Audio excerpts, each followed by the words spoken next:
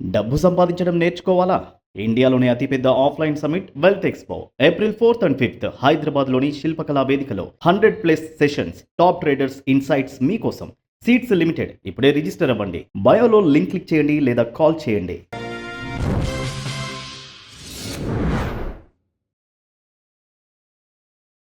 Welcome to social post. నేను నిహాల్.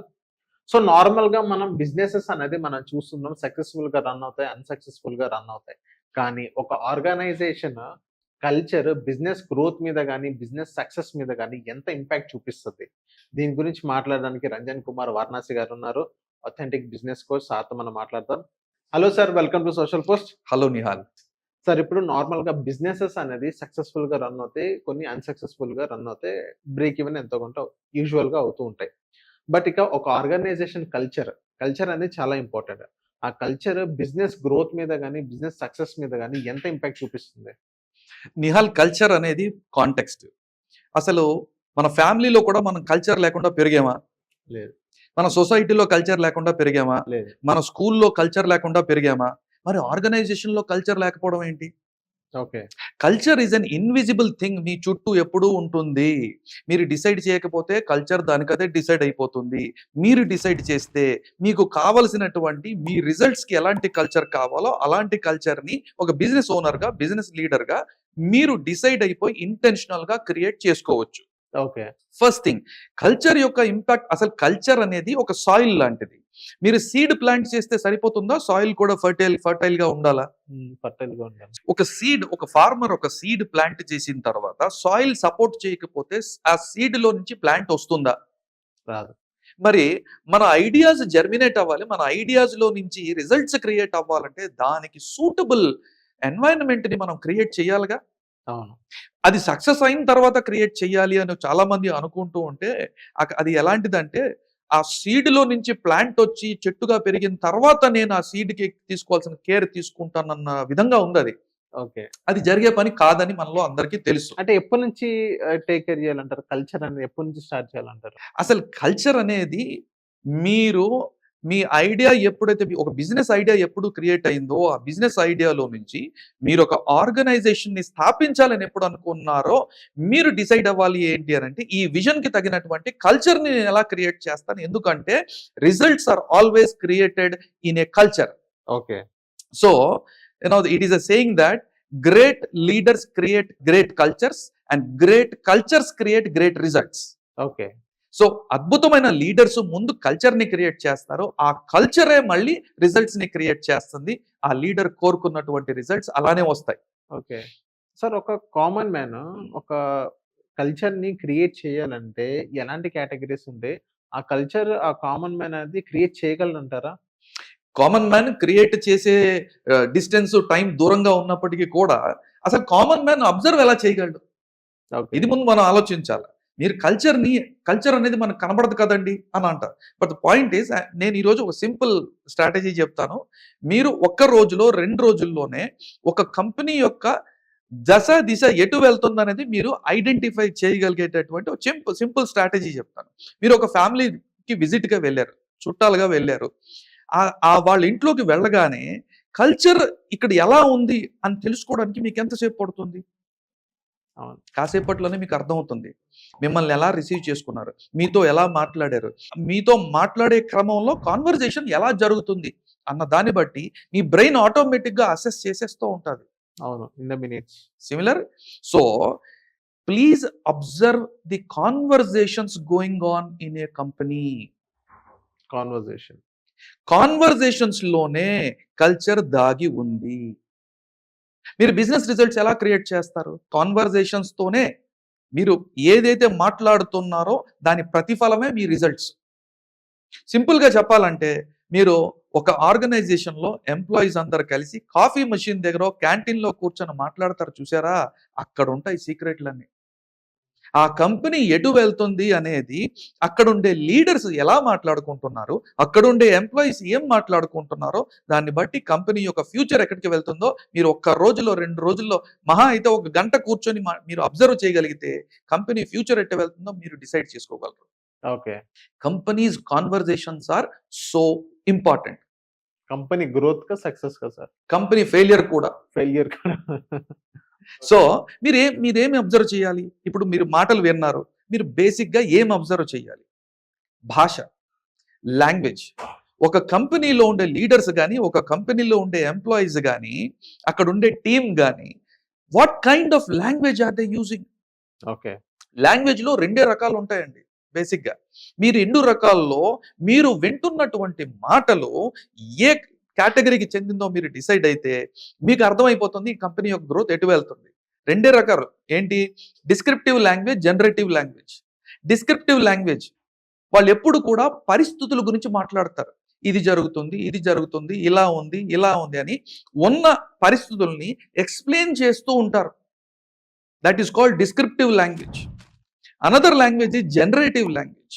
వీళ్ళు ఎప్పుడు కూడా వాళ్ళు చేస్తున్న ప్రాజెక్ట్స్ ఏంటి, వాళ్ళు దేని గురించి పనిచేస్తున్నారు, వాళ్ళ విజన్ ఏంటి, వాళ్ళ మిషన్ ఏంటి, వాళ్ళు నెక్స్ట్ ఏం చేయాలి, ఎవరితో కొలాబరేట్ అవ్వాలి, ఎలా పని చేయాలి, ఎలా పని చేయించుకోవాలి, ఈ లాంగ్వేజ్ మాత్రమే మాట్లాడతారు. డిస్కషన్స్ అక్కడ వాటి గురించి జరుగుతూ ఉంటాయి. That is generative language. Okay.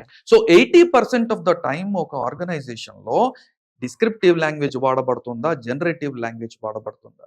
Descriptive language వాడబడుతుంది అని అంటే ఆ కంపెనీ స్టాగ్నెంట్ గా ఉంది, గ్రోత్ వైపుకి వెళ్ళట్లేదు, చాలా డిలేడ్ రిజల్ట్స్ వస్తాయి. జనరేటివ్ భాష మాట్లాడుతున్నారు అక్కడ ఉన్న వాళ్ళు అని అంటే వాళ్ళ గ్రోత్ అనుకున్న టైం కంటే ఎక్కువగా జరుగుతుంది, లేదా అనుకున్న టైంకి అనుకున్న పనులు సాధిస్తారు. సార్ ఇక్కడ నాకు చిన్న డౌట్ ఉంది. ఏదైనా మీకు ఒక 2 టైప్స్ ఆఫ్ క్లారిఫికేషన్ నాకు ఇస్తారా? ఒక కంపెనీ కల్చర్ ఎలా ఉండాలి అండ్ ఎలా ఉండకూడదు అని చెప్పేసి. ష్యూర్ నిహాల్. ఇప్పుడు నేను చెప్పిన భాషలో కూడా 2 కేటగిరీస్ ఎలా ఉన్నాయో, బ్రాడ్గా ప్రపంచం చాలా పెద్దది, ఎన్నో రకాల సంస్థలు, ఎన్నో రకాల కాన్వర్సేషన్ జరుగుతూ ఉంటాయి కదా. బ్రాడ్గా చెప్పాలంటే 2 రకాల cultures: transactional culture, transformational culture. Transactional, transformation. Yes, transactional culture, transformational culture. Transactional culture అంతా కూడా ఈగో బేస్డ్ పాలసీస్ తో వెళ్తుంది. ఈగో అంటే ఎవరికి ఉండొచ్చు అని అంటారు? అక్కడ ఉండే ఓనర్ దగ్గర నుంచి, లీడర్స్ దగ్గర నుంచి ఆ కల్చర్ లో ఈగో బేస్డ్ పాలసీసే ఉంటాయి, ఇంక్లూడింగ్ ఎంప్లాయీస్ కూడా, ఎవ్రీబడి. ఎందుకంటే కల్చర్ అలా డిజైన్ అయిపోయింది లేదా అయ్యే క్రమంలో ఉంది. ఓకే. సో అక్కడ స్టార్ట్ అవ్వడం ఎక్కడైందంటే ఈగో బేస్డ్ పాలసీస్ వెళ్తాయి. అక్కడ నేను అనేది ఇంపార్టెంట్. నా మాట చెల్లాలి, నేను అనుకున్నదే జరగాలి. ఇది ఈగో బేస్డ్. నెక్స్ట్ ఉంటుంది ట్రాన్స్ఫర్మేషనల్. ట్రాన్స్ఫర్మేషన్లో మనం ఏం చెయ్యాలి, మనం ఎటు వెళ్తున్నాం, మనకు ఎలాంటి రిజల్ట్స్ కావాలి, మనం కలిసి ఎలా ఈ రిజల్ట్ని సృష్టించగలం. సో ఇక్కడ ఇక్కడ మనం. ఎస్, ఇక్కడ రిజల్ట్ మాత్రమే కావాలి. ఇక్కడ రిజల్ట్తో పాటు మన హ్యాపీనెస్ కూడా కావాలి, మన వెల్ బీయింగ్ కూడా కావాలి, మనం కలిసి ఉండాలి. ఓకే. ఈ డిఫరెంట్ వాల్యూ సెట్స్ వల్ల ఇది ప్యూర్లీ ట్రాన్సాక్షనల్, ఇది ప్యూర్లీ ట్రాన్స్ఫర్మేషనల్. ఎస్, ఇక్కడ ఉన్నది ఫిక్స్డ్ మైండ్ సెట్, ఇక్కడ ఉన్నది growth mind set. Okay. Sir మన ఇందాక కాన్వర్సేషన్ లో ట్రాన్స్ఫర్మేషనల్ అండ్ ట్రాన్సాక్షనల్ అని డిఫరెన్స్ చెప్పారు. ఇంకా కొంచెం డీటెయిల్ గా చెప్పండి సార్ దీని గురించి. ట్రాన్సాక్షనల్ అండ్ ట్రాన్స్ఫర్మేషనల్ బేసిక్ గా మనం ఎలా అర్థం చేసుకోవాలి? మీరు ఒక షాప్కి వెళ్ళారు, మీరు షాప్కి వెళ్ళిన తర్వాత మాక్సిమం మీ కాన్వర్సేషన్ ఏముంటుంది అక్కడ? నేను డబ్బులు ఇచ్చాను, నాకు ప్రోడక్ట్ ఇచ్చేయండి, అంతే కదా. అక్కడ ట్రాన్సాక్షన్ మాత్రమే జరిగింది. కానీ సేమ్ ఎక్స్పీరియన్స్ ఇప్పుడు ఒక కాఫీ షాప్కి వెళ్ళారు, మీకు ఎక్స్పీరియన్స్ చెప్తాను. మీరు ఎక్కడో కాఫీ షాప్కి వెళ్ళారు, మీరు కాఫీ అడిగారు, కాఫీ మీకు ఇచ్చారు, మీరు కాఫీ తాగారు, డబ్బులు ఇచ్చారు, వచ్చారు, ట్రాన్సాక్షన్ జరిగిపోయింది, మీకు ప్రోడక్ట్ వచ్చింది, మీరు సాటిస్ఫైడ్ కాదో మీరు వెళ్ళిపోయారు. రీసెంట్గా మా ఫ్రెండ్ ఒక ఎక్స్పీరియన్స్ షేర్ చేశారు. ప్యారిస్లో 4 Seasons అనే బేకరీకి ఆయన వెళ్ళడం జరిగింది. ఆ బ్రాండ్ షాప్ అంటే కాఫీ ప్లేస్ అంటే ఆయనకి చాలా ఇష్టం. అక్కడ వెళ్ళి మంచి కాఫీ తాగుతామని ఈవెంట్ దేర్. అక్కడికి వెళ్ళిన 5 నిమిషాల్లోనే అక్కడ ఎక్స్పీరియన్స్ ఎలా ఉంది అని అంటే, ఈయన వెళ్ళి ఇంకా జస్ట్ కాఫీ వచ్చింది, ఇంకా జస్ట్ 5 minutes జరిగింది, ఈయన వైఫ్తో కూర్చొని ఉన్నారు. విదిన్ 5 minutesలో ఆ కాఫీ ప్లేస్లో ఉండే ఎంప్లాయీస్ అందరూ ఈయన పక్క నుంచి ఎవరైతే వెళ్ళారో వాళ్ళెవరికి ఇతను తెలియదు. ఇతను వెళ్ళి 5 నిమిషాలే అయింది. కానీ 5 నిమిషాల్లో అక్కడి నుంచి వెళ్ళిన ఎంప్లాయీ ప్రతి వ్యక్తి కూడా good morning mister rich, good morning mister habits, how you, rich habits ఆయన పేరు. సో ఆయన్ని ప్రతి ఒక్క తెలియని వ్యక్తి కూడా ఆ ఎంప్లాయీస్ అందరూ కూడా పలకరించారు. ఎలా జరిగింది అది ఎలా జరిగింది? ఎందుకు జరిగింది అంటే 5 నిమిషాల్లో అక్కడికి వచ్చి కూర్చున్న ఇతను రెగ్యులర్ కస్టమర్, ఇతన్ని ఎలా ట్రీట్ చేయాలి, ఇతనికి ఎలాంటి ఎక్స్పీరియన్స్ని ఇవ్వాలి మనం అని డిసైడ్ అయింది ఎవరండి? ఆ బిజినెస్ వాళ్ళు. సో వాళ్ళ బిజినెస్లో ఒక ట్రాన్స్ఫర్మేషనల్ కల్చర్ ఉంది. ఏమిటి? మనం ఒక మంచి ఎక్స్పీరియన్స్ని ఇవ్వాలి అనేటటువంటి ఒక ఎలిమెంట్ ఆల్రెడీ యాడ్ అయింది. ఇప్పుడు కస్టమర్కే వాళ్ళు అంత మంచి ఎక్స్పీరియన్స్ని ఇవ్వాలనుకుంటున్నారు అని అంటే వీళ్ళందరూ ఎందుకు ఫాలో అవుతున్నారు? మాకేంటి అవసరం, మేము ఎందుకు కస్టమర్ని అలా ట్రీట్ చేయాలని అనుకోవచ్చు కదా. సో బేసికలీ ఈ 2 టైప్స్లో ఏంటంటే ఇక్కడ ట్రాన్సాక్షన్ మాత్రమే జరుగుతుంది, ఇక్కడ ట్రాన్స్ఫర్మేషన్ కూడా జరుగుతుంది. ఇక్కడ నాకేమొచ్చింది, నాకు డబ్బులు వచ్చాయి, మీ ప్రోడక్ట్ ఇచ్చానా లేదనేది పాయింట్. అవును. ఇక్కడ నా డబ్బులతో పాటు నేను మీకు మంచి ఎక్స్పీరియన్స్ని ఎలా ఇవ్వాలి, వ్యక్తిగా మిమ్మల్ని నేను ఎలా ఇంపాక్ట్ చేయాలి అనేటటువంటి ట్రాన్స్ఫర్మేషనల్ కల్చర్. కానీ కల్చర్ ఎప్పుడైనా ఎక్కడ మొదలవుతుందండి? కస్టమర్తో కాదు, మీతో మొదలవుతుంది. మనం అంటే ఓనర్తో మనలో మీ బిజినెస్ ప్లేస్ లో, మీ ఆఫీస్ లో కాదు కల్చర్ మొదలయ్యేది. ఓకే. మీరు మీ దగ్గర నుంచే ముందు కల్చర్ అనేది మొదలవుతుంది. అంటే బిజినెస్ ఓనర్ దగ్గర నుంచి కల్చర్ అనేది స్టార్ట్ అవ్వాలంటారా, లేకపోతే అక్కడ ఉన్న ఎంప్లాయీస్ దగ్గర నుంచి కల్చర్ స్టార్ట్ అవ్వాలంటారా? Culture always flows top down. Culture ఎప్పుడు కూడా పైనుంచి కిందకే వస్తుంది. కింద నుంచి పైకి వెళ్ళే అంత ఇన్ఫ్లుయెన్స్, పవర్, అధికారం ఎంప్లాయీస్ కి ఉండదు. ఓకే. మళ్ళీ ఈ వ్యక్తి కూడా ఇంటికి వెళ్ళి తన కల్చర్ క్రియేట్ చేసుకోవచ్చేమో, లేదా తన వరకు తన టీంలో ఏమైనా మార్పులు చేసుకోవచ్చేమో. కానీ ఒక సంస్థ పరంగా చూసేటప్పుడు culture always is flowing top down. అంటే మీరు ఎలాంటి కల్చర్ అనేది సజెస్ట్ చేస్తారు? మీకు ఎలాంటి రిజల్ట్స్ కావాలి? బేసికలీ మీకు ఎలాంటి రిజల్ట్స్ కావాలి? ఏ కంపెనీ అయినా మీకు growth and success results growth and success. ఇక్కడ మీరు అన్న పాయింట్ కి ఒకటి, ఏ కంపెనీ జనరిక్ గా మనం అన్నాం, ఏ కంపెనీ అయినా సరే గ్రోత్ అండ్ సక్సెస్ కోరుకుంటుంది. ఎవరి కోసం? ఇందులో కొన్ని కంపెనీస్ మాకు డబ్బులు వస్తే చాలు, మాకు ప్రాఫిట్స్ వస్తే చాలు, మేము సర్వైవ్ అయితే చాలు అనేటటువంటి మెంటాలిటీతో నడుస్తున్న కంపెనీలు కొన్ని వేల కంపెనీలు ఉన్నాయి. అవును. అదే విధంగా మాతో పాటు మా లీడర్స్ గ్రో అవ్వాలి, మా ఎంప్లాయీస్ గ్రో అవ్వాలి, వాళ్ళ ఫ్యామిలీస్ గ్రో అవ్వాలి అనేటటువంటి ఒక ఇంటెన్షన్ తో నడుపుతున్న కంపెనీస్ కూడా కొన్ని వేలల్లో ఉన్నాయి. ఇంకో థాట్ ఆఫ్ మైండ్ కూడా ఉంది. కంపెనీ గ్రో అయితే చాలు, ఫస్ట్ ఎంప్లాయీస్ బాగుపడతారు, లాస్ అవ్వకుండా. సో కంపెనీ గ్రో అయితే చాలా అని చాలా మంది కొన్ని వేల కంపెనీస్ కూడా అలాగే రన్ చేస్తారు కదా బిజినెస్ లీడర్స్.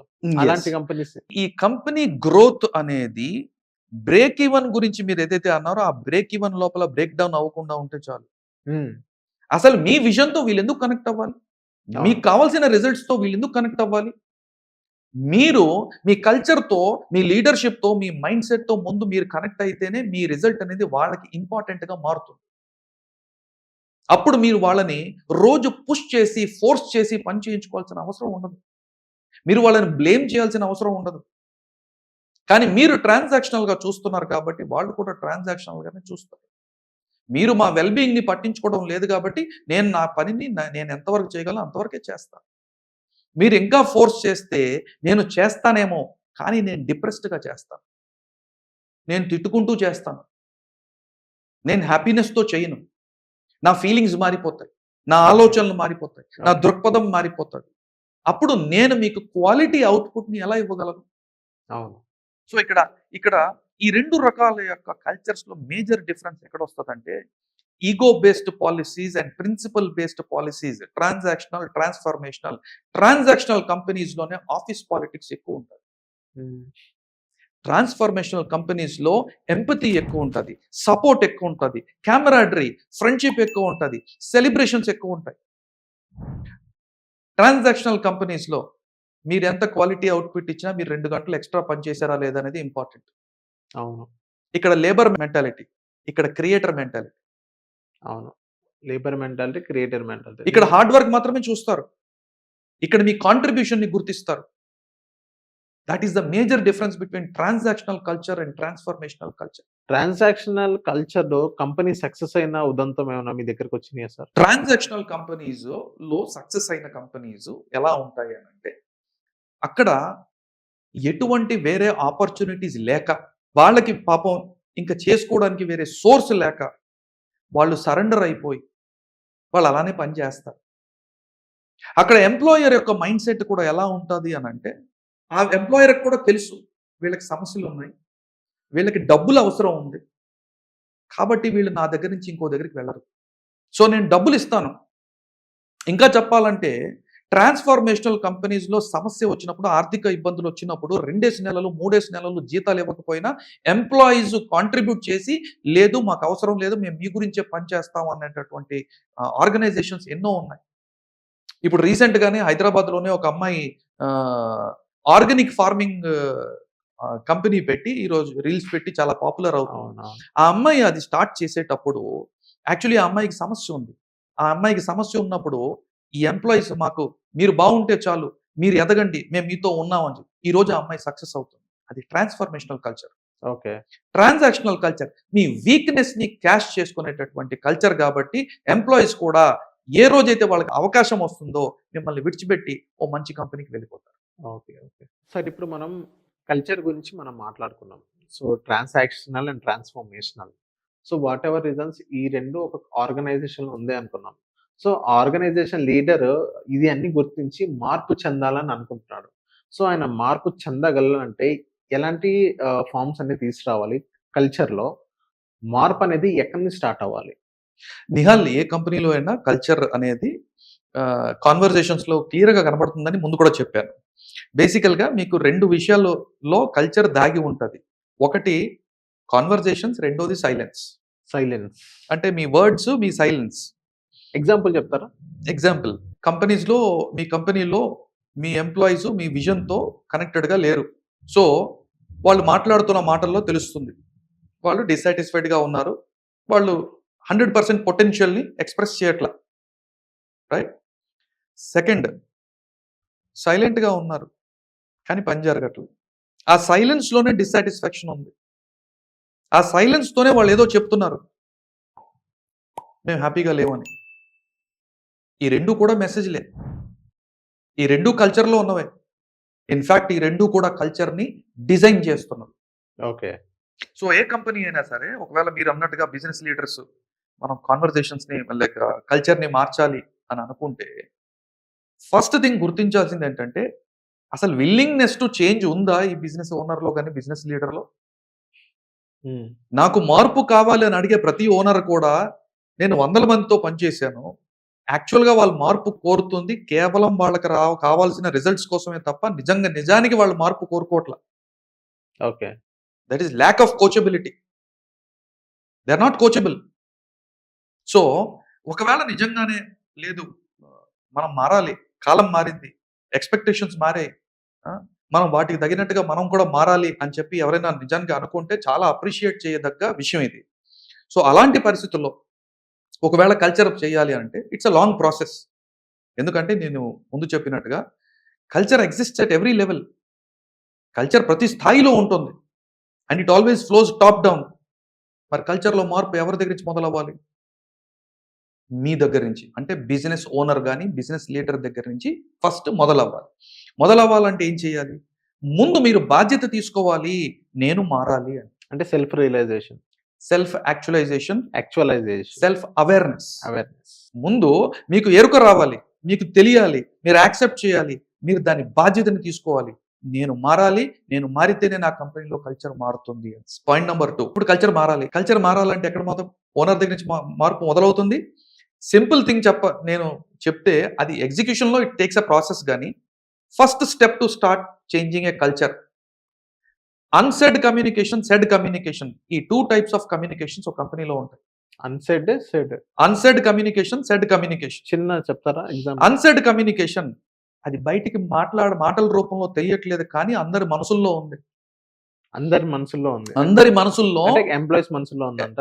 అది ఎంప్లాయీస్ అవ్వచ్చు, మీ బిజినెస్ పార్ట్నర్స్ అవ్వచ్చు, మీ ఫ్యామిలీ మెంబర్స్ అవ్వచ్చు, మీ హస్బెండ్, వైఫ్, పిల్లలు ఎవరైనా అవ్వచ్చు. కల్చర్ అన్ని ప్లేసెస్ లో ఉందిగా. అవును. సో అన్ని కల్చర్స్ లో 2 టైప్స్ ఆఫ్ కాన్వర్జేషన్స్ ఎప్పుడు నడుస్తాయి. ఒకటి అన్సెడ్ కాన్వర్జేషన్, ఒకటి సెడ్ కాన్వర్జేషన్.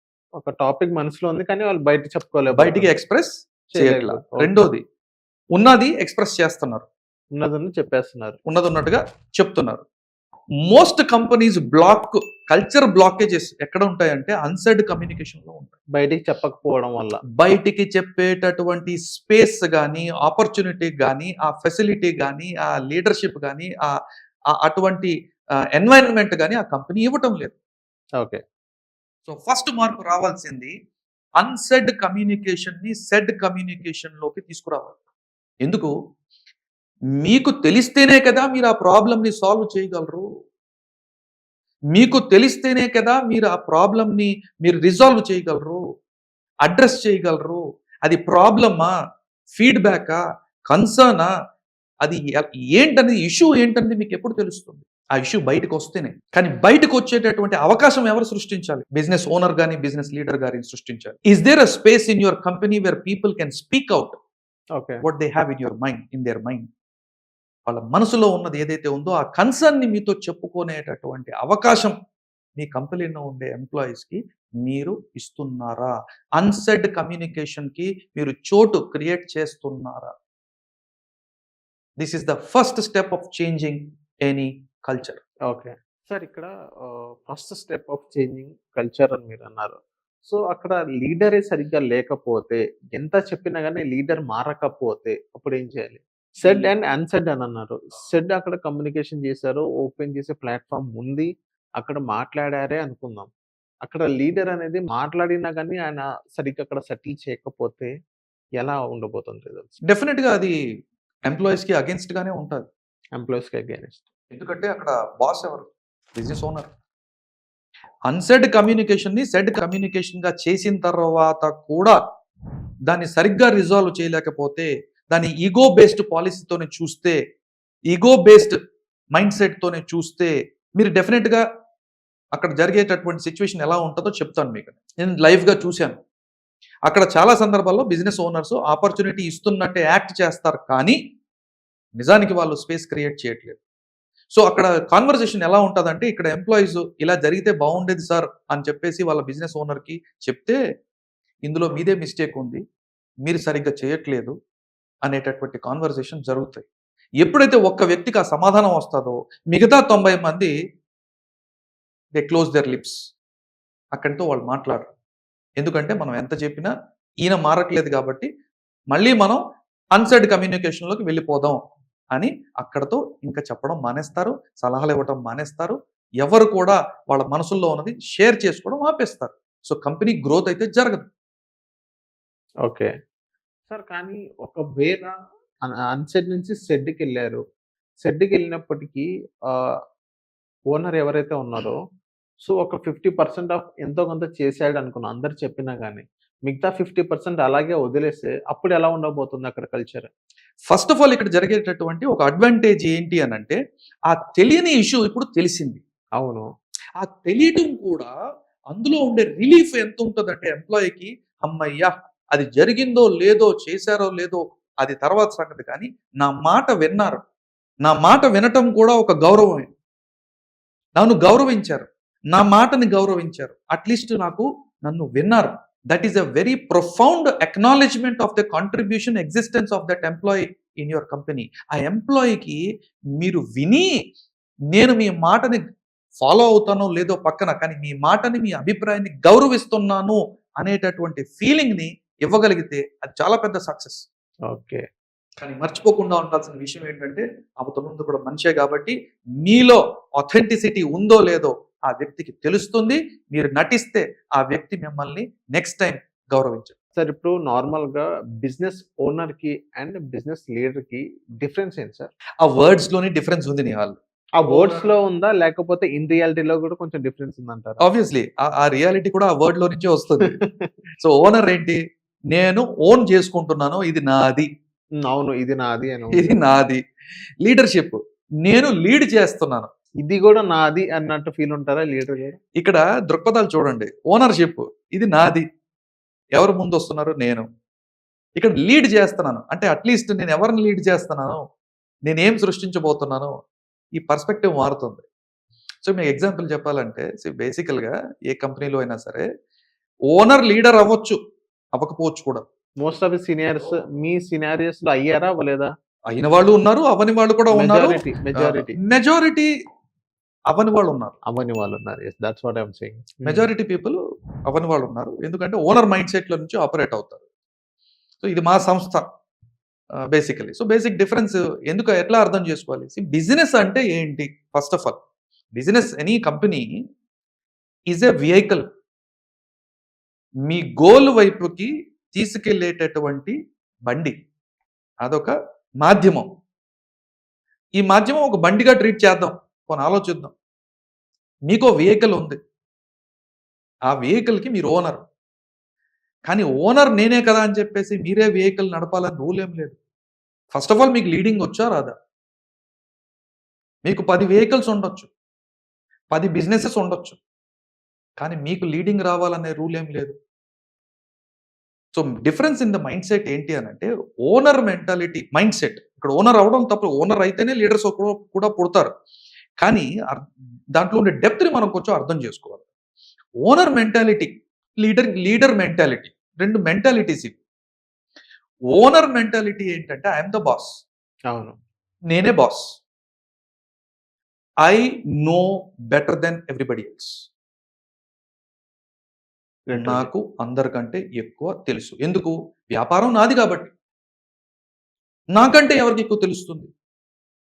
నాదే ఫస్ట్ హ్యాండ్ ఇన్ఫర్మేషన్, నాదే ఫస్ట్ హ్యాండ్ నాలెడ్జ్, నాదే ఫస్ట్ హ్యాండ్ ఎక్స్పీరియన్స్. ఇది ఆయనలో ఉండే attitude. Most important thing, I don't need your feedback. నేను మీ ఫీడ్బ్యాక్ని గౌరవించను. అంటే ఇక్కడ నాకు ఇదేంటి సార్, ఓనర్స్ గురించి మనం మాట్లాడుతున్నాం. So owners in the sense according to మనం కాలేజ్ కనుక మనం చూసుకున్నట్టే ఓనర్స్ అనేది ఏదో లాస్ట్ బెంచ్లో ఉంటారు, మిడిల్ బెంచ్లో ఉన్నాయి. ర్యాంకింగ్ గురించి మనం మాట్లాడితే ఫస్ట్ బెంచ్లో అయితే 100% వాళ్ళు ఉండరు. That's what I feel. So వాళ్ళు ఫస్ట్ బెంచ్ వాళ్ళని హైర్ చేసుకుంటారు. ఏం చేయాలో వీళ్ళు వాళ్ళకి చెప్తారు, సిఇఓస్ని. సో ఈ ఓనర్స్ కూడా ఏం తెలియదు, ఏం బిజినెస్ అనేది ఎలా రన్ అవుతుంది. పెద్ద పెద్ద వాళ్ళకంటే ఇంటెలెక్చువల్ వాళ్ళని హైర్ చేసుకుంటారు. సిఇఓస్ ఏం చేయాలో ఓనర్స్ వీళ్ళకి సజెషన్ ఇస్తారు. సిఇఓస్ చెప్పింది ఓనర్స్ వినరు. మళ్ళీ అక్కడ కంపెనీ లాస్ అనేది అక్కడ కనిపిస్తుంది. Is it true sir? It's very true. ఎందుకంటే చాలా మంది ఈ డిఫరెన్స్ ఎందుకు వస్తుందో బేసికల్లీ అర్థం చేసుకుంటాం. మీరు అన్నది చాలా వ్యాలిడ్ పాయింట్. ఏంటి అని అంటే back benchers are always business owners, front benchers are always top executives అనుకుందాం.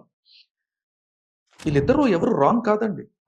ఫ్రంట్ బెంచ్ లో కూర్చున్న వాళ్ళు క్రియేట్ చేసే వాల్యూ వేరు, బ్యాక్ బెంచర్స్ క్రియేట్ చేసే వాల్యూ వేరు. ఎవరు ఎక్కువ ఎవరు తక్కువ కాదు. ఎవరు ఎక్కువ తక్కువ చూసే దృక్పథంలోనే ప్రమాదం ఉంది. ఇప్పుడు బ్యాక్ బెంచర్స్ ఎందుకు మోస్ట్లీ బిజినెస్ ఓనర్స్ అవుతారు? ఎందుకంటే వాళ్ళు ఓవరాల్ డెవలప్మెంట్, ఓవరాల్ గ్రోత్ మీద చేస్తూ ఒక హోలిస్టిక్ అప్రోచ్తో వాళ్ళ life skills, people skills, management skills, leadership skills ఇవన్నిటి మీద పనిచేయడం వల్ల వాళ్ళకి అడిషనల్ స్కిల్స్ అనేది డెవలప్ అవుతుంది. లైఫ్ స్కిల్స్ అనుకుందాం. Front benchers are very focused and concentrated on what they are studying theoretically అనుకుందాం. ఈ చదివేటప్పుడు వాళ్ళు క్రియేట్ చేసే వాల్యూ వేరు కదా, వీళ్ళు క్రియేట్ చేసే వాల్యూ వేరు. సో ఇక్కడ వీళ్ళు సంస్థల్ని ప్రాక్టికల్ నాలెడ్జ్ ఎక్కువ ఉంది, లైఫ్ నాలెడ్జ్ ఎక్కువ ఉంది కాబట్టి వీళ్ళు స్టార్ట్ చేశారు. అంటే ఏంటి? ఒక సీడ్ని ప్లాంట్ చేశారు. ఈ సీడ్ని ప్లాంట్ చేసిన తర్వాత ఆ సీడ్ని గ్రో చేయడానికి ఆ సీడ్ ప్లాంట్గా గ్రో అయిపోయి ట్రీగా గ్రో అయిపోయి ఆ ట్రీ నుంచి ఫ్రూట్స్ వచ్చిన తర్వాత మార్కెట్ వాళ్ళకి వెళ్ళి సేల్ జరిగి అందులో నుంచి ప్రాఫిట్స్ రావాలి అని అంటే ఆ ఒక్క వ్యక్తి వల్ల అవుతుందా? అందులో చాలా మంది కాంట్రిబ్యూషన్ అవసరం. ఎవరు ఎక్కువ కాదు, ఎవరు తక్కువ కాదు. This is the basic difference. కానీ ఓవరాల్ మెంటాలిటీలో ఉన్న వ్యక్తికి నేను చేయబట్టే సక్సెస్ జరిగింది అని అంటారు. కానీ ఫెయిలియర్ వచ్చినప్పుడు నా వల్ల రాలేదు, వీళ్ళ వల్ల వచ్చింది. సక్సెస్ అయితే వాళ్ళు తీసుకుంటారు. సక్సెస్ అయితే కంపెనీ నాది, ఫెయిల్ అయితే నేను ఉన్నాను కాబట్టి మీకు జాబ్లు ఇచ్చాను. ఫెయిల్ అయితే మీదే బాధ్యత, మీరు సరిగ్గా పర్ఫామ్ చేయట్లేదు.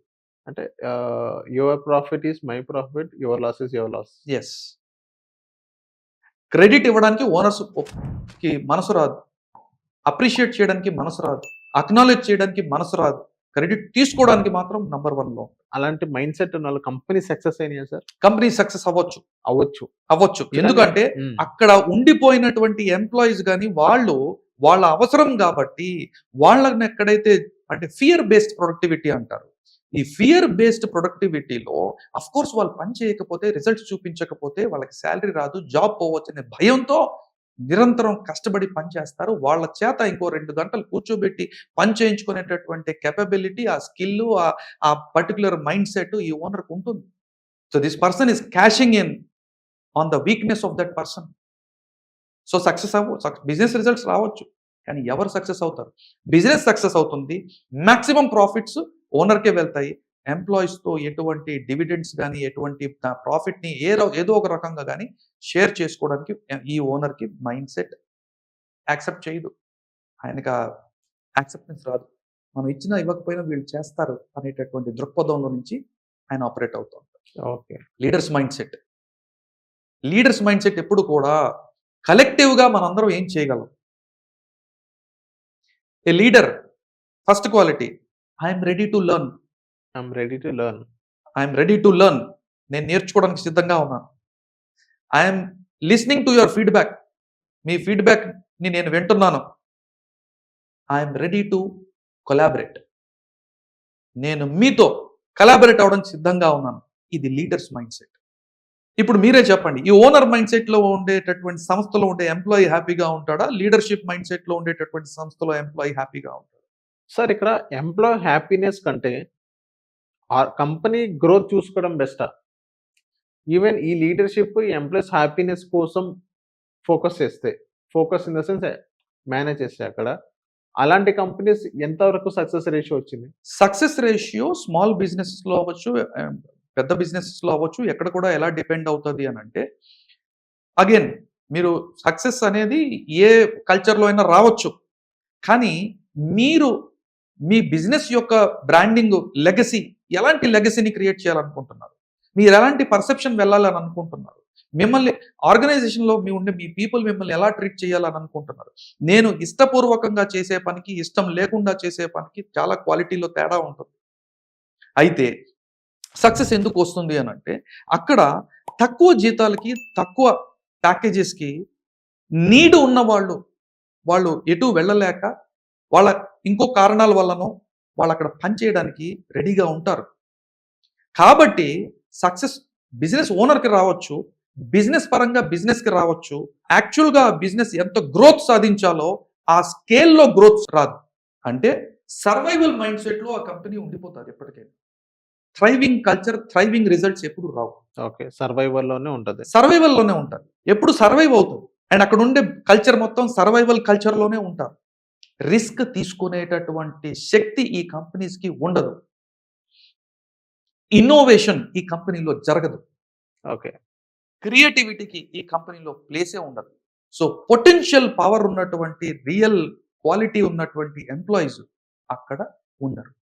సో కానీ సార్ ఇప్పుడు రియల్ పొటెన్షియల్ ఉన్న కంపెనీస్ అని అక్కడ ఉండరు అని అన్నారు.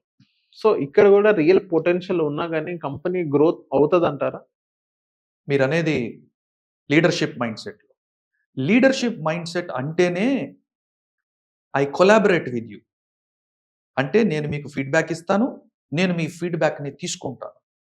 ఇక్కడ ఫీడ్బ్యాక్ తీసుకుంటాను, ఓకే, తీసుకొని అది ఇంప్లిమెంట్ చేస్తారా అనేది question mark. That is what is leaders mindset. తీసుకోలేదనుకోండి, ఆయన ఓనర్, ఆయన లీడర్ కాదు. తీసుకున్నా కానీ implementation is very important. That is where ideas are amplifiers, are basically saying ideas are multipliers. Execution is everything. Yes, ideas are just multiplier, execution is everything. Ideas అనేది చెప్పుకోవడానికి బాగుంటాయి, కానీ ఎగ్జిక్యూషన్తోనే రిజల్ట్స్ వస్తాయి. మీరు ఎగ్జిక్యూట్ చేసేటటువంటి సిస్టమ్స్ని, ప్రాసెసెస్ని, కల్చర్ని ఎస్టాబ్లిష్ చేస్తేనే ఏ కల్చర్లో అయినా రిజల్ట్స్ వస్తాయి. అవును. That is the importance of at least you being owner. ఇక్కడ డిఫరెన్స్ ఏంటి అంటే, ఓనర్స్ మైండ్ సెట్తో ఆపరేట్ అయ్యే వాళ్ళు ఓపెన్ మైండెడ్నెస్తో లేరు, లీడర్స్ మైండ్ సెట్తో ఆపరేట్ అయ్యే వాళ్ళు ఓపెన్ మైండ్ సెట్తో ఉన్నారు, విల్లింగ్నెస్తో ఉన్నారు. మీ విల్లింగ్నెస్ అనేది మోస్ట్ ఇంపార్టెంట్ డిఫరెన్షియేటర్ ఇక్కడ. Okay. You cannot change anybody who doesn't want to change. You cannot change anybody who doesn't want to change. నేను మారను అనే వ్యక్తిని ప్రపంచంలో ఎవరు కలిసినా మార్చలేరు. సార్ ఇప్పుడు business owner and business leader ఎవరైతే ఉన్నారో వాళ్ళ నేచర్ని కానీ వాళ్ళ క్యారెక్టర్ కానీ ఎలా ఐడెంటిఫికేషన్ చేయాలి?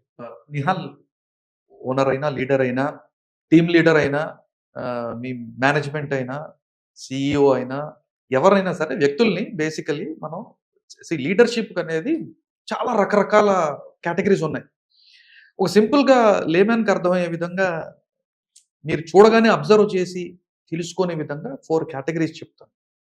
మీ చుట్టూ ఉండే ప్రపంచంలో రోజు ఈ క్యారెక్టరిస్టిక్స్, ఈ క్వాలిటీస్ కనబడతాయి. మీ ఫ్యామిలీలో కావచ్చు, మీ ఆఫీస్లో కావచ్చు, మీరు చుట్టూ చూస్తే మీ బిజినెసెస్లో కావచ్చు, ఈ 4 క్యారెక్టర్లు కనబడతాయి.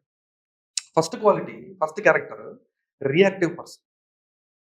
వీళ్ళు ఎప్పుడు కూడా బ్లేమ్ చేస్తూ ఉంటారు, అవతల వాళ్ళ మీద అవతల వాళ్ళని బ్లేమ్ చేస్తారు. ఆయనది తప్పున్నా కానీ ఎవరిది తప్పున్నా సరే వీళ్ళు బ్లేమింగ్ నేచర్ వీళ్ళకి ఉంటుంది.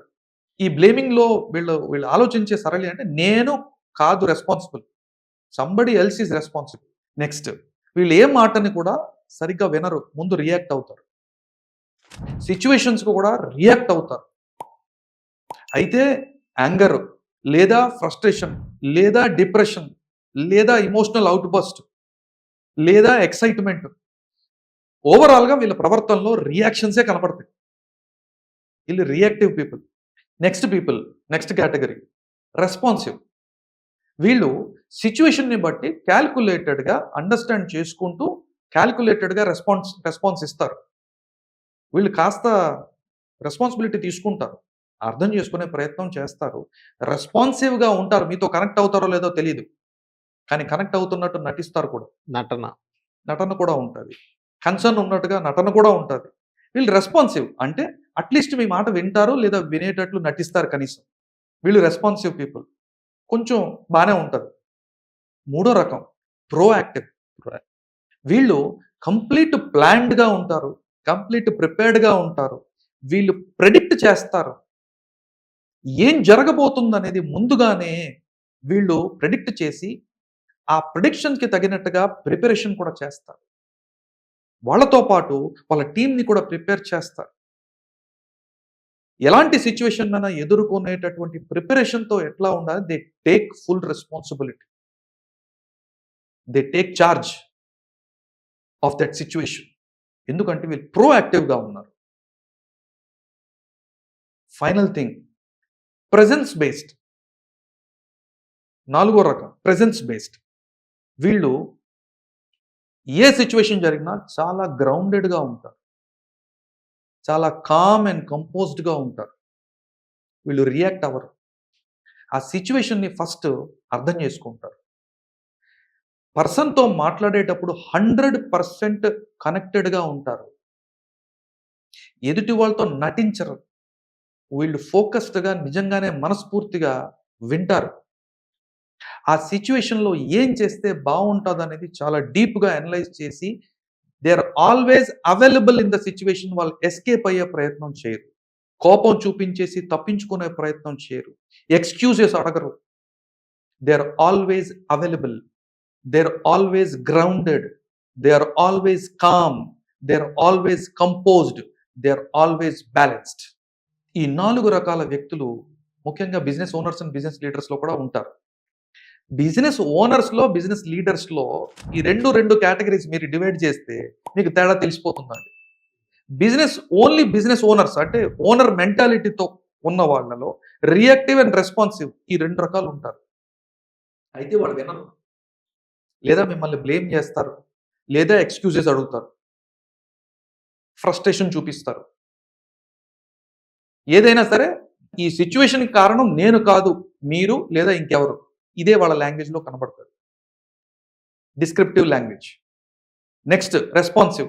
వీళ్ళు కూడా 100% మీతో ఉండకపోయినా కాస్త మిమ్మల్ని హ్యాపీ చేస్తారు, మిమ్మల్ని ప్లెజెంట్గా ఏదో ట్రీట్ చేస్తారు, మంచిగా బిహేవ్ చేస్తున్నట్టు చేస్తారు. కాస్త నటన కొంచెం ఉంటుంది, అది మీరు గమనించగలిగితే మీరు తెలుసుకోవచ్చు. లేదంటే చాలా మంది 90% పీపుల్ అంత అవేర్నెస్తో ఉండరు కాబట్టి చాలా మంచితనం అండి అని చెప్పేసి అనుకోవచ్చు కూడా. But they are very responsive.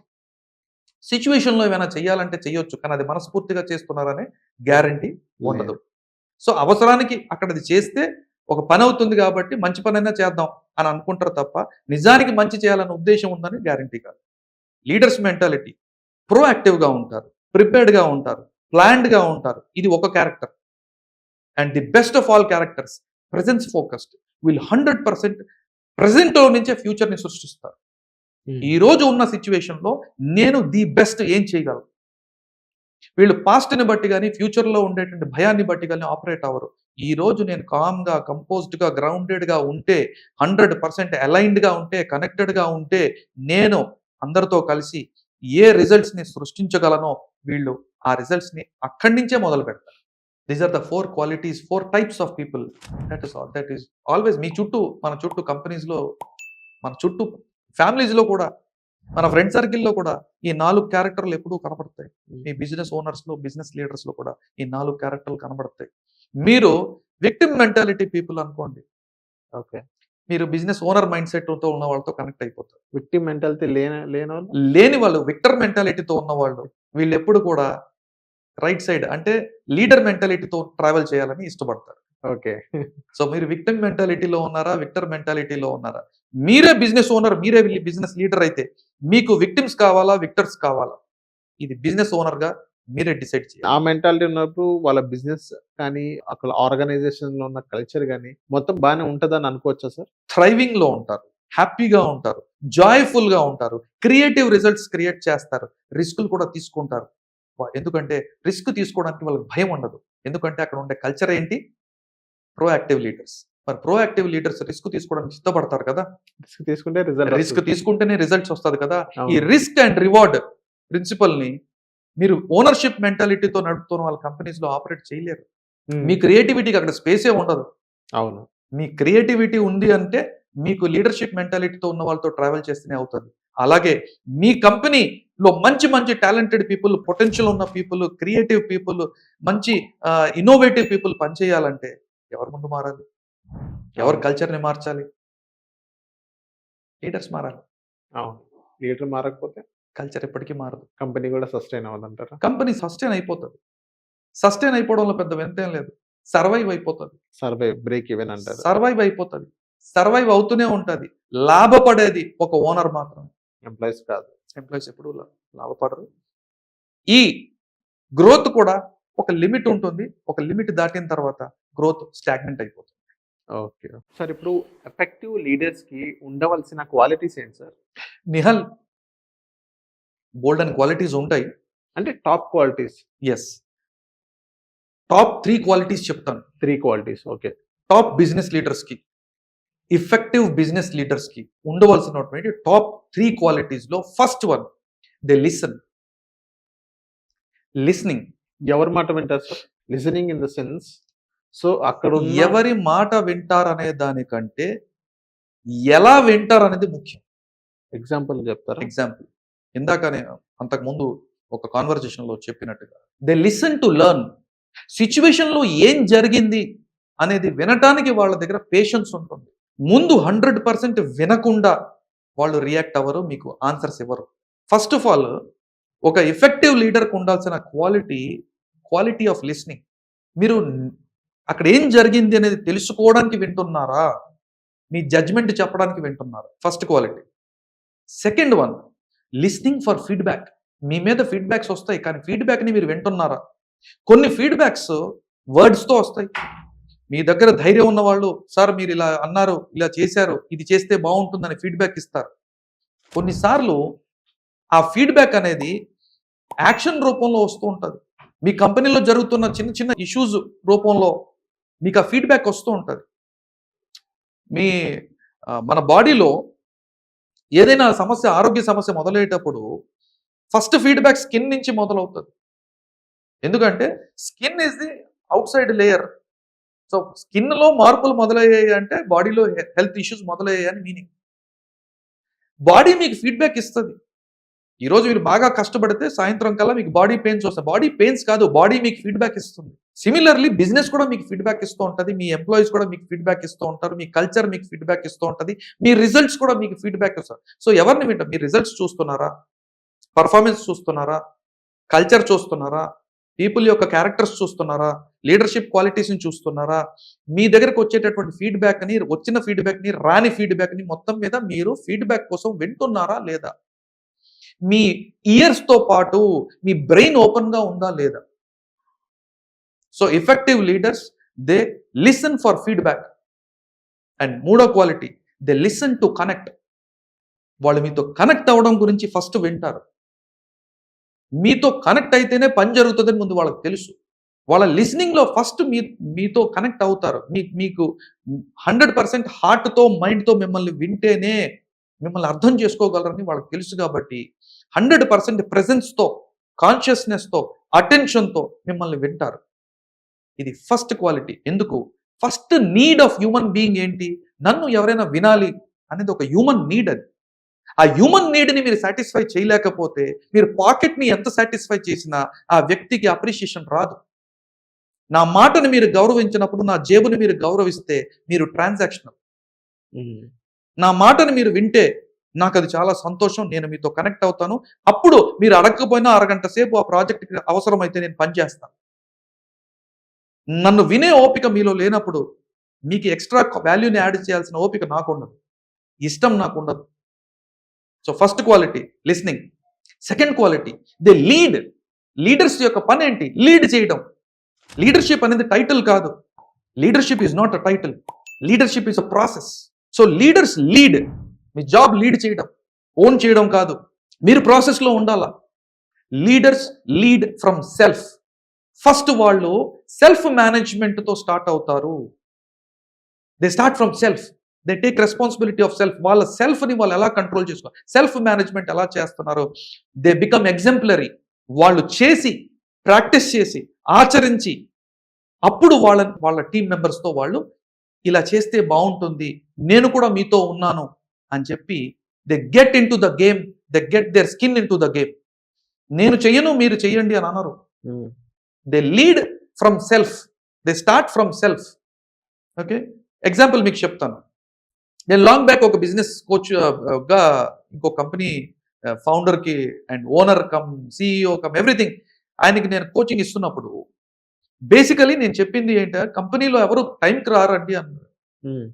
Punctuality ఉండదండి అందరికీ, ఎంత చెప్పినా ఎవరు వినడం లేదండి, నా ప్రొడక్టివిటీ పడిపోతుంది, రిజల్ట్స్ పడిపోతున్నాయి అని చెప్పేసానంటే, నేను ఆ వ్యక్తిని కోచింగ్ ఇచ్చినటువంటి 1 yearలో ఫస్ట్ అబ్జర్వ్ చేసింది ఏంటంటే, ఈ వ్యక్తి ఎప్పుడూ టైంకి రాడు.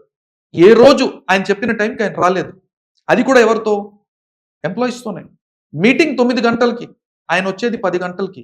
ఈ 1 hour వీళ్ళు ఏం చేస్తారు అని అంటే, మీటింగ్ రూమ్లో కూర్చుంటారు, వెయిట్ చేస్తారు అతను వస్తారని చెప్పేసి. నేను చెప్పిన టైంకి మీరు అందరు మీటింగ్ హాల్లో ఉండాలని చెప్పేసి వాళ్ళకి ఇన్స్ట్రక్షన్స్ ఉంటాయి. వీళ్ళందరూ పనులు మానుకొని 1 hour అక్కడ కూర్చుంటారు. సేల్స్కి వెళ్ళాల్సిన వాళ్ళు సేల్స్కి వెళ్లకుండా అక్కడ కూర్చుంటారు. ఆయన 10కో 10:30కో వస్తాడు. వచ్చిన తర్వాత ఆ మీటింగ్ అంతే డ్యూరేషన్ జరుగుతుంది. కానీ ఇక్కడ ప్రొడక్టివిటీ ఎవరి వల్ల పోయింది? ఆ బిజినెస్ ఓనర్ వల్ల పోయింది. ఎందుకు పోయింది? లీడర్షిప్ క్వాలిటీ లేకపోవడం వల్ల, ఆ సిచ్యువేషన్ ఎలా మేనేజ్ చేయాలో తెలియకపోవడం వల్ల పోయింది. కానీ చివరికి ఆ వ్యక్తి ఏం చేస్తున్నాడు? కోచ్కి చెప్తున్నాడు, ఏంటి బ్లేమ్ చేస్తున్నాడు ఏంటంటే, నా టీం వల్ల ప్రొడక్టివిటీ పడిపోతుంది, నాకు రిజల్ట్స్ రావట్లేదు, వీళ్ళందరికీ కోచింగ్ ఇవ్వాలి సార్ అంటాడు. కోచింగ్ ఇవ్వాల్సిన వాళ్ళకి కాదు, ఇతనికి. So leaders lead by their example. Point number 2, leaders lead from agreement, not from expectations. Expectations అందరికీ ఉంటాయి. లీడర్స్ ఎక్స్పెక్ట్ చేయరు. They SIT and discuss with their people. నేను ఇలా చేయాలనుకుంటున్నాను, దీనికి నాకు కావాల్సిన పర్ఫార్మెన్స్ ఇది, నేను ఇవి అసెస్ చేస్తాను, నేను ఈ రిజల్ట్స్ చూడాలనుకుంటున్నాను, ఇవి మీ వల్ల సాధ్యమా? సాధ్యమైతే చేయండి, సాధ్యం కాకపోతే సాధ్యం చేయడానికి ఏం చేస్తే అవుతుంది. There is a discussion that needs to happen. అప్పుడు మీ నుంచి యువతల వ్యక్తి ఏం ఎక్స్పెక్ట్ చేస్తున్నాడో మీకు క్లారిటీ ఉంటుంది. కాబట్టి డెఫినెట్గా ఏమవుతుంది? రిజల్ట్స్ పెరుగుతాయి. ఎక్స్పెక్టేషన్స్తో ఉండేవాళ్ళు, నేను ఎన్ని చేసినా ఎవరు రిజల్ట్స్ ఇవ్వట్లేదండి, నేను శాలరీస్ ఇస్తున్నాను, నేను బోనస్లు ఇస్తున్నాను, నేను ఇన్సెంటివ్స్ ఇస్తున్నాను, అయినా సరే నాకు రిజల్ట్స్, కావాల్సిన రిజల్ట్స్ రావట్లేదు. ఇది ఎక్స్పెక్టేషన్స్, అగ్రిమెంట్ కాదు. Agreement is a discussion between 2 people on what is expected. ఏంటి ఎక్స్పెక్ట్ చేస్తున్నారో అక్కడ అగ్రి అవ్వాలా. ఒకవేళ ఈ రిజల్ట్ రాకపోతే ఎందుకు రాదనే రీజన్స్ డిస్కస్ చేసి, ఒకవేళ కాదు అనుకుంటే అగ్రిమెంట్ని మార్చుకోవాలి, టైం లైన్స్ని మార్చుకోవాలి, లేదా టైం లైన్స్ని అగ్రి అవ్వాలా. మీరు టైం లైన్స్ని అగ్రి అవ్వకుండా, నాకు ఆ టైంకి రిజల్ట్ రాలేదు, చాలా డిలే అవుతుంది. చాలా డిలేకి మీనింగ్ ఏంటి? మీరు అగ్రి అయ్యారా? జస్ట్ ఇన్స్ట్రక్షన్ మాత్రమే ఇచ్చారా? This is leading skills. Third and most important thing, leaders know when and how to let go. Okay, relax. కొన్నిసార్లు మనం అనుకున్న రిజల్ట్స్ రావు, వాటిని మర్చిపోవడం కూడా రావాలి, కొంచెం చిల్ అవ్వడం కూడా రావాలి, కొంచెం రిలాక్స్ అవ్వాలి. లీడర్స్ వాళ్ళ పాస్ట్ ఐడెంటిటీని కూడా వదులుకోవడానికి సిద్ధపడాలి. మీరు చిన్నప్పుడు వేసుకున్న బట్టలే ఇప్పుడు వేసుకోవట్లా, అవును. మీరు గ్రో అయ్యారు. అలాగే మీ రిజల్ట్స్ గ్రో అయితే మీరు కూడా మారాలి. They ready to let go. And leaders are ready to forgive. తప్పులు అందరి వల్ల జరుగుతాయి. ఒక టాప్ కంపెనీలో $1 బిలియన్ ఎంతో చాలా పెద్ద ఇన్వెస్ట్మెంట్తో యుఎస్లో ఒక కంపెనీలో ఒక లీడర్ చేసిన మిస్టేక్ వల్ల లాస్ జరిగింది. ఒక టాప్ లెవెల్ లీడర్ చేసిన మిస్టేక్ వల్ల లాస్ జరిగితే అక్కడ ఆ బిజినెస్ ఓనర్, కంపెనీ ఓనర్ యొక్క ఫ్రెండ్ అతన్ని అడిగాడు, మీ CEO మిస్టేక్ వల్ల ఇంత హెవీ లాస్ జరిగింది కదా, మరి అతన్ని ఫైర్ చేసేస్తారా? ఆ ఫౌండర్ ఇచ్చిన ఆన్సర్ ఏంటంటే, లాస్ కాదు, $1 బిలియన్ ఆఫ్ వర్త్ ట్రైనింగ్ తీసుకున్నాడు అతను. ఇంత ట్రైనింగ్ తీసుకున్న వ్యక్తిని నేను ఎందుకు వదులుకుంటానన్నాడు.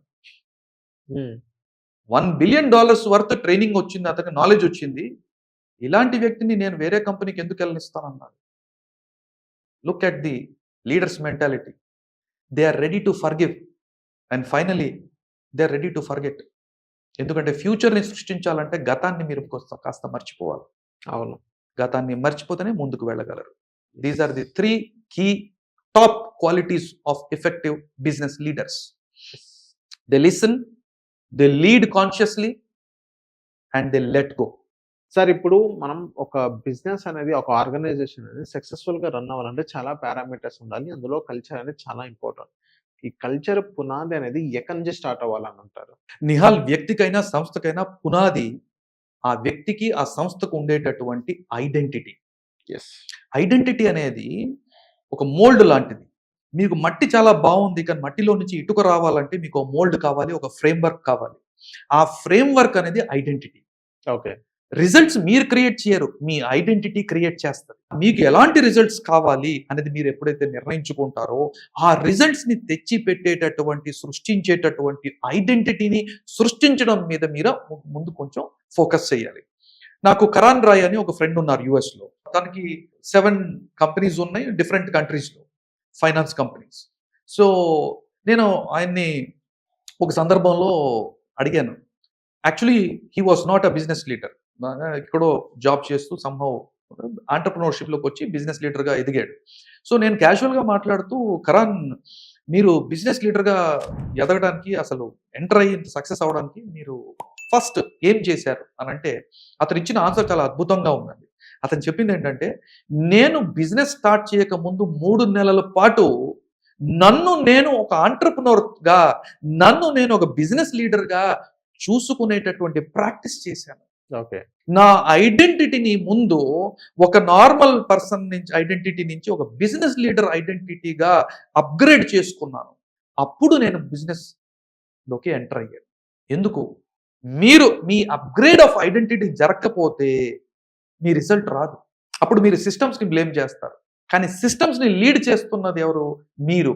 మీ ఐడెంటిటీ దానికి అలైన్ అవ్వకపోతే ఆ సిస్టమ్స్లో నుంచి రిజల్ట్ మీకు రాదు. ఓకే. సో ఇక్కడ బేసికల్ గా ఐడెంటిటీ అనేది 2 టైప్స్ అండి. Internal identity, external identity. Okay. External identity మీద 90% business people, business leaders focus చేస్తారు. అదేంటంటే branding. Branding is your identity. మీరేం చేస్తున్నారు? డిజిటల్ బ్రాండింగ్ కావాలి, ప్రెసెన్స్ కావాలి, నన్ను ప్రపంచం ఎలా చూడాలనే దాన్ని మీరు ప్రొజెక్ట్ చేసుకుంటున్నారు. That is projected identity. But ఈ ప్రొజెక్టెడ్ ఐడెంటిటీ వెనకాల ఒక కోర్ ఐడెంటిటీ ఉంది. మీరు, మీ సంస్థ, మీ సంస్థలో ఉండే సిస్టమ్స్, మీ సంస్థలో ఉండే ప్రాసెసెస్, మీ సిస్టంలో ఉండే కల్చర్, ఇవన్నీ కూడా మీ కోర్ ఐడెంటిటీ. మీ కోర్ ఐడెంటిటీలో నుంచి అవన్నీ పుడుతున్నాయి ఇంకా చెప్పాలంటే. ఓకే. సో మీ కోర్ ఐడెంటిటీకి, మీ ప్రొజెక్టెడ్ ఐడెంటిటీకి అలైన్మెంట్ ఉందా లేదా? Question mark. ఎగ్జాక్ట్లీ. సపోజ్ మీరు ఒక బిజినెస్ ప్లేస్కి వెళ్ళాలి అనుకుంటున్నారు. చాలా బ్రాండింగ్, అడ్వర్టైజ్మెంట్ చూసి మీరు అక్కడికి వెళ్ళారు. కానీ అక్కడికి వెళ్ళిన తర్వాత మీరు ఎక్స్పెక్ట్ చేస్తున్నటువంటి ఎక్స్పీరియన్స్ మీకు అక్కడ రాలేదు. ఎందుకు జరుగుతుంది అలాగా? ఎందుకంటే వాళ్ళ ప్రొజెక్టెడ్ ఐడెంటిటీకి, వాళ్ళ కోర్ ఐడెంటిటీకి మిస్ మ్యాచ్ ఉంది. నెక్స్ట్ టైం మీరు అక్కడికి వెళ్ళరు. నెక్స్ట్ టైం ఆ కంపెనీతో మీరు ట్రాన్సాక్షన్కి ఇష్టపడరు. ఎందుకంటే మీకు అర్థమైపోయింది, ఇక్కడ అలైన్మెంట్ మిస్ అవుతుంది. వీళ్ళు ప్రపంచానికి చూపించేది ఒకటి, వీళ్ళు లోపల చేస్తున్నది ఒకటి. There is a huge gap between core identity and projected identity. సిమిలర్గా నేను ఇంత బ్రాండింగ్ చేసినా, ఇంత మార్కెటింగ్ చేసినా నా బయటకి కంపెనీ యొక్క ప్రొజెక్షన్ వేరే విధంగా జరగచ్చేమో కానీ నా కంపెనీలో ఆ ఎక్స్పెక్టెడ్ లెవెల్కి రిజల్ట్స్ రాకపోవడానికి కారణం కోర్ ఐడెంటిటీలో ఉండేటటువంటి ఫాల్ట్స్, గ్యాప్స్. కోర్ ఐడెంటిటీ ఏంటి? సింపుల్గా చెప్తాను. మీ పర్పస్, మీ ప్రిన్సిపల్స్, మీ విజన్, మీ మిషన్, మీ వాల్యూస్ అండ్ మీ మైండ్ సెట్. మీరు సింపుల్గా గుర్తుపెట్టుకోవడానికి 2 P's: purpose, principles, vision, values, mission, mindset. This makes who you are and what your company is. Sir ఇప్పుడు ఇంప్లిమెంటేషన్ చేయాలంటే ఏం చేయాలి సార్? ఇప్పుడు ఫస్ట్ ఆఫ్ ఆల్ ఇంప్లిమెంట్ చేయడానికి ఒక నార్మల్ బిజినెస్ లీడర్కి ఉండవలసిన క్వాలిటీస్ ఏంటి ఒకసారి అనుకోండి. మీరు ఏ విషయాన్నైనా ఎగ్జిక్యూట్ చేయాలి అని అంటే మీలో ఎగ్జిక్యూట్ చేసేటటువంటి క్వాలిటీస్ ఉండాలి కదా. సో మీకు ఒక 5 బకెట్ థియరీ చెప్తాను. 5 బకెట్. చాలా సంవత్సరాల క్రితం ఒక టాప్ బిజినెస్ లీడర్ యుఎస్లో రాధానంద స్వామి అని ఒక ఆధ్యాత్మిక గురువు దగ్గరికి వెళ్ళి విని అక్కడ ఆయన ఇండియన్ లిటరేచర్ మీదే స్పీచ్, ఆధ్యాత్మిక స్పీచ్, స్పిరిచువల్ డిస్కోర్స్ ఇస్తూ ఉంటే ఆయనకి చాలా నచ్చి ఆ గురువుగారితో అపాయింట్మెంట్ తీసుకొని, నేను ప్రపంచానికి ఏదో చేద్దాం అనుకుంటున్నానండి, చాలా ఐడియాస్ ఉన్నాయి నాకు, కానీ నేను అవన్నీ విడిచిపెట్టి నేను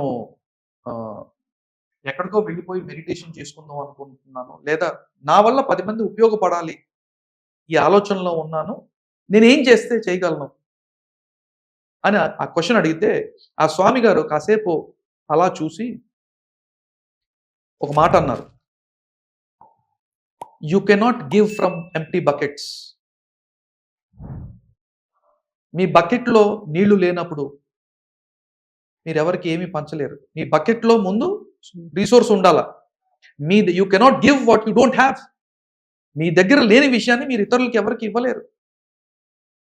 చెప్పిన తర్వాత ఈ వ్యక్తి ఇంటికి వచ్చి దెన్ హీ డిసైడెడ్, కరెక్టే కదా, నా దగ్గర ఉంటే కదా నేను 10 మందికి చేయగలను, నేను గ్రో అయితే కదా 10 మందికి గ్రోత్ ఇవ్వగలను, నేను సక్సెస్ అయితే కదా నేను 10 మందికి సక్సెస్ ఇవ్వగలను.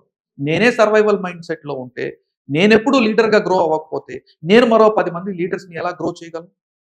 ఆలోచించిన తర్వాత బేసికలీ అతను రియలైజ్ అయ్యాడు అండ్ హీ గ్రూ, ట్రాన్స్ఫార్మ్ అయ్యాడు, బిజినెస్ లీడర్గా ఎదిగాడు, కంపెనీస్ పెట్టాడు, గ్రో అయ్యాడు. ఇక్కడ మనం నేర్చుకోవాల్సింది ఏంటంటే బేసిక్గా 5 బకెట్ థియరీ ఏంటి అని అంటే, first thing, what do you know? నీకేం తెలుసు అంటే knowledge. First bucket knowledge. Point number 2, what can you do? మీరేం చేయగలరు అంటే మీ నైపుణ్యం, మీ skill. Point number 3, who do you know? Okay, మీ పరిచయాలు, మీ సర్కిల్స్ ఎవరు అంటే మీ network. Point number 4, bucket number 4 అంటే వాట్ డూ యూ హ్యావ్ అంటే రీసోర్సెస్. మీ దగ్గర ఉన్న రీసోర్సెస్ ఏంటి, మీ దగ్గర లేని రీసోర్సెస్ ఏంటి. ఉన్న రీసోర్సెస్ని ఆప్టిమైజ్డ్గా మీరు ఎలా వాడుకోగలరు, లేని రీసోర్సెస్ని మీరు ఎలా సంపాదించగలరు. 5th one, what does the world think of you? ప్రపంచం మీ గురించి ఏమనుకుంటుంది అంటే మీ రెప్యుటేషన్, మీ బ్రాండింగ్. మిమ్మల్ని ప్రపంచం ఏ దృక్పథంతో చూస్తుందో దాన్ని కూడా మీరే ప్రొజెక్ట్ చేయాలి, మీరు కాన్షియస్గా ఉండాలి. ఈ 5 things are the basic qualities that any business leader should start working on. ఒక నార్మల్ బిజినెస్ లీడర్ కూడా, బిజినెస్ ఓనర్ అయినా సరే, ఈ 5 బకెట్స్ని నింపుకుంటేనే సక్సెస్ఫుల్ అవుతారు. సార్ ఇప్పుడు యూజువల్లీ మనం చూస్తాం క్రికెట్లో కానీ ఫుట్బాల్లో కానీ ఏ ప్లేయర్ కనుక చూసినా కానీ కోచ్ అనేది కంపల్సరీ ఉంటారు. అసలు కోచ్కి ఉన్న ఇంపార్టెన్స్ ఏంటి? నిహాల్, కోచింగ్ అనేది బేసికలీ వెస్టర్న్ కల్చర్లో నుంచి వచ్చింది. ఓకే, ఎందుకనేది కూడా చెప్దాం. దాని తర్వాత దాని రూట్స్ ఎక్కడ ఉన్నాయని కూడా మనం మాట్లాడుకుందాం. బేసికలీ ప్రొఫెషనల్ కోచింగ్ అనేది నాకు తెలిసి 1875లోనో లేకపోతే చాలా సంవత్సరాల క్రితం, నా డేట్స్ రాంగ్ అవ్వచ్చు, బట్ హార్వర్డ్ యూనివర్సిటీకి, ఏల్ యూనివర్సిటీకి మధ్యలో జరుగుతున్నటువంటి ఒక ఫుట్బాల్ మ్యాచ్ కోసం జరిగినటువంటి ఆ రిజల్ట్ వల్ల ఎప్పుడు హార్వర్డ్ వాళ్ళు గెలిచేవాళ్ళు. సో ఈ జరిగే స్పోర్ట్స్లో, కాంపిటీషన్స్లో యేల్ యూనివర్సిటీ వాళ్ళు ఏం చేశారంటే ఒక కోచ్ని హైర్ చేసుకున్నారు. కోచ్ని హైర్ చేసుకున్నారు అనే విషయం చాలా లేట్గా హార్వర్డ్ వాళ్ళకి తెలిసింది. రిజల్ట్లో మార్పు ఏంటి అని అంటే ఆ సంవత్సరం నుంచి 30 ఏళ్ల పాటు హార్వర్డ్ కేవలం 4 సార్లు మాత్రమే గెలిచింది. మిగతా సార్లన్నీ కూడా యేల్ గెలిచింది. ఒక కోచ్ తీసుకొచ్చినటువంటి మార్పు. సో బేసికలీ అక్కడి నుంచి స్పోర్ట్స్లో కోచింగ్ అనేది స్టార్ట్ అయింది. ఒక చాలా పెద్ద ఆర్గనైజేషన్ రన్ చేస్తున్నటువంటి ఒక వ్యక్తి యుఎస్లో ఆయన ఆలోచిస్తూ కోచ్ అన్ని ఫీల్డ్స్కి కోచ్ ఉంటారు కదా, మరి మనకు కూడా అవసరం కదా అని చెప్పేసి ట్రై చేద్దామా ఈ అనుకున్న వ్యక్తి ఎవరంటే అతుల్ గవాండే అని చెప్పేసి ఇండియన్ సర్జన్, యుఎస్లో ఒక top surgeon. Is respected as one of the best surgeons. Surgeon అనే వ్యక్తి అంటే సర్జరీలు చేసే వ్యక్తికి, హార్ట్ సర్జరీలు చేసేటటువంటి వ్యక్తికి కోచింగ్ తీసుకుంటే నేను ఆల్రెడీ టాప్ కదా, ఒకవేళ నాకు కూడా కోచింగ్ తీసుకుంటే నా రిజల్ట్లో ఏమైనా మార్పు వస్తుందా అని చెప్పేసి ఆయనకు ఒక క్వశ్చన్ వచ్చింది. ఆయన వెంటనే ఆ ఏరియాలో యుఎస్లో అప్పటికి చాలా పాపులర్గా ఉండేటటువంటి ఒక వయలినిస్ట్కి ప్లే చేసి ఇప్పుడు అన్ని ఫీల్డ్స్లో కోచెస్ ఉన్నారు కదా, మరి మ్యూజిక్లో మీరు ఇంత ఎక్స్పర్ట్ కదా, మీరు ఇంత ఫేమస్ కదా, మరి అందరూ ఎందుకు కోచ్ని పెట్టుకోరు అని అడిగాడు ఆయన. అంటే మ్యూజిషియన్ ఆ వయలినిస్ట్ ఇచ్చిన ఆన్సర్ ఏంటంటే ఏమో ఐ డోంట్ నో అన్నాడు ఆయన. నాకు తెలీదు అన్నాడు. మరి మీరు అంటే నాకు ఆల్రెడీ కోచ్ ఉన్నారు అన్నాడు. He was the best musician in the world at that point of time. ఆయన ఇచ్చిన ఆన్సర్ ఏంటంటే నాకైతే కోచ్ ఉన్నారు. ఆ మాట విని అతుల్ గవాండే షాక్ అయ్యాడు. అంటే ఈ వరల్డ్స్ బెస్ట్ ఎక్స్పర్ట్కి కోచ్ ఉన్నారు. ఎవరు మీ కోచ్ అంటే నా వైఫ్ అన్న. మరి ఎలా అంటే నా వైఫ్ కూడా తన జాబ్ మానేసి, తన బిజినెస్ మానేసి కంప్లీట్ టైం నన్ను అబ్జర్వ్ చేస్తూ నాకు ఫీడ్బ్యాక్ ఇచ్చే బాధ్యతని తీసుకున్న తర్వాత నా పర్ఫార్మెన్స్ వరల్డ్ క్లాస్ లెవెల్కి వెళ్ళిపోయింది అన్న. She became my professional coach. She left everything to become my coach. ఆ తర్వాతే నేను వరల్డ్ ఫేమస్ వయలినిస్ట్ అయ్యాను. అప్పుడు ఇతను రియలైజ్ అయ్యాడు. సో వరల్డ్లో ఉండే బెస్ట్ పర్ఫార్మర్స్ ఏ ఫీల్డ్లో ఉన్నా వాళ్ళకి కోచెస్ ఉన్నారు అనే ఫ్యాక్ట్ ఈయన రియలైజ్ అయిన తర్వాత ఈయన డిసైడ్ అయ్యాడు మనం కూడా కోచ్ని పెట్టుకోవాలని. అయితే ఆయన ఒక MITలో ఉండే ఒక ప్రొఫెసర్ను ఎవరినో ఆయన కోచ్గా హైర్ చేసుకున్నారు. ఈ హైర్ చేసుకున్నప్పటికీ ఈయన ఫీలింగ్ ఏంటంటే నేను ఆల్రెడీ టాప్ సక్సెస్ఫుల్ సర్జన్, మహా అయితే కోచ్ నన్ను అబ్జర్వ్ చేస్తే ఒక 2-3 సజెషన్స్ ఇస్తాడేమో అనుకున్నారు. సో ఆయన్ని ఆపరేషన్ థియేటర్లో ఆయన్ని పెట్టుకొని ఈయన సర్జరీ పర్ఫామ్ చేస్తూ ఉంటే ఆ సర్జరీ అయిపోయిన తర్వాత ఆ కోచ్ ఇచ్చినటువంటి ఫీడ్బ్యాక్ ఇంత బంచ్ ఆఫ్ పేపర్స్ వచ్చింది. అంటే ఇన్ని మిస్టేక్స్ మీరు చేస్తున్నారంటే ఈయన షాక్ అయిపోయింది. 1 కాదు 2 కాదు 100ల్లో ఉన్నాయి మిస్టేక్స్. ఈ డీటెయిల్డ్ మిస్టేక్స్ నాకు ఎప్పుడూ తెలియలేదే అనుకుంది. ఇప్పుడు వీటి గురించి తెలుసు కాబట్టి నేను ఎగ్జిక్యూట్ చేయడం మొదలు పెడితే, నేను వాటిని ఇంప్లిమెంట్ చేయడం మొదలు పెడితే నేను ఇంకొక ప్రాణం కాపాడగలనేమో, నేను ఇంకొక లైఫ్ సేవ్ చేసిన వాడిని అవుతానని చెప్పేసి దాన్ని ఇంప్లిమెంట్ చేయడం మొదలుపెట్టి దాన్ని ఎగ్జిక్యూట్ చేయడానికి అతనికి 2 నెలలు పట్టింది. కానీ ఈ 2 నెలల్లో ఆయన efficiency and effectiveness as a doctor and practitioner next లెవెల్కి వెళ్ళిపోయింది. ఇది జరిగిన తర్వాత దాన్ని నేను మాత్రమే ఎందుకు ఈ రిజల్ట్ని ఎక్స్పీరియన్స్ చేయాలని ఆయన వెంటనే ఇండియాలో ఉండేటటువంటి ఉత్తరప్రదేశ్ స్టేట్లో అప్పటికి డెత్ రేట్ ఆఫ్ బేబీస్, పుట్టిన వెంటనే పిల్లల యొక్క ఇన్ఫాంట్స్ యొక్క డెత్ రేట్ చాలా దారుణంగా ఉందని, ఏం చేస్తే మనం దీన్ని లార్జ్ స్కేల్లో ఎక్స్ప్లోర్ చేయొచ్చు అని ఆయనకు ఒక క్వశ్చన్ వచ్చింది. దాన్ని ఇంప్లిమెంట్ చేయడానికి ఆయన 400 మంది అంటే 400 నర్సెస్కి ఆయన కోచింగ్ సిస్టమ్ని ఎస్టాబ్లిష్ చేశాడు. అండ్ 100 మంది ఫిజిషియన్స్కి అండ్ మేనేజర్స్కి ఆయన కోచింగ్ సిస్టమ్ని ఎక్స్క్లూజివ్గా అరేంజ్ చేయించాడు. రిజల్ట్ ఏంటి అని అంటే ఎంతమంది కోచింగ్ తీసుకున్నారో వాళ్ళ పర్ఫార్మెన్స్ 10 times బెటర్ జరిగింది. ఆయన కొన్ని 100 ప్రాణాలని కాపాడగలిగారు. అండ్ కోచింగ్ ఎంతమంది తీసుకోలేదో వాళ్ళలో వీళ్ళలో డిఫరెన్స్ ఏంటి అని మీరు అడగొచ్చు. అందరు ఏమనుకుంటారంటే ఏం చేయాలో మనకు తెలుసు కదా, అది చేస్తేనే కదా రిజల్ట్ వస్తుంది. కానీ అది మీరు చేయగలుగుతున్నారో చేయట్లేదో ఎలా తెలుస్తుంది? ఈ కోచింగ్ యొక్క రిజల్ట్ వల్ల ఎమర్జెన్సీ కేసెస్లో వచ్చినటువంటి డెలివరీ కేసెస్ని కూడా ఆ బిడ్డల్ని కొన్ని వందల బిడ్డల్ని కాపాడగలిగారు. That is the power of coaching. Sir, that is the power of coaching అని మీరు అన్నారు. కానీ ఇదే కోచింగ్ అనేది ఎవ్రీ బిజినెస్ ఆర్గనైజేషన్ కూడా ఉండాలంటారా?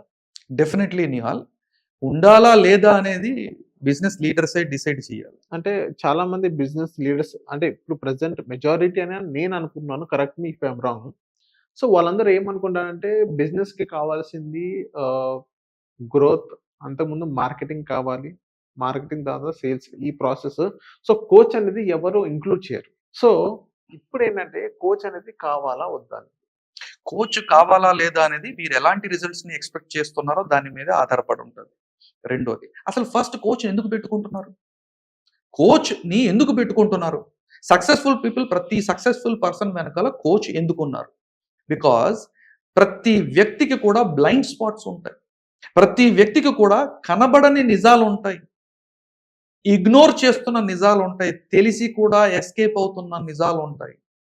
ఆ నిజాల్ని మీరు ఫేస్ చేయగలిగితేనే, ఆ నిజాల్ని మీకు చూపించగలిగినటువంటి వ్యక్తి మీతో ఉంటేనే, ఆ వ్యక్తి మీకు అద్దంలా పనిచేసి స్ట్రైట్ ఇన్ యువర్ ఫేస్ మీకు చెప్పి this is what you are, this is what you are doing, this is where you are going wrong అని చెప్పగలిగితే మీ పర్ఫార్మెన్స్ ఏ లెవెల్లో ఉంటుందో, మీరు చేసే మీ ఫీడ్బ్యాక్ ఎంత ఒరిజినల్గా ఉంటుందో ఒకసారి ఆలోచించండి.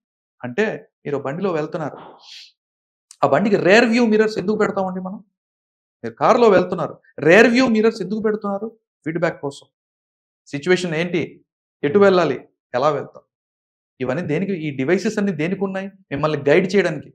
అదే విధంగా ఒక కోచ్ మీ బ్లైండ్ స్పాట్స్ ని తెలియజేసేటటువంటి వ్యక్తి అయి ఉండాలి.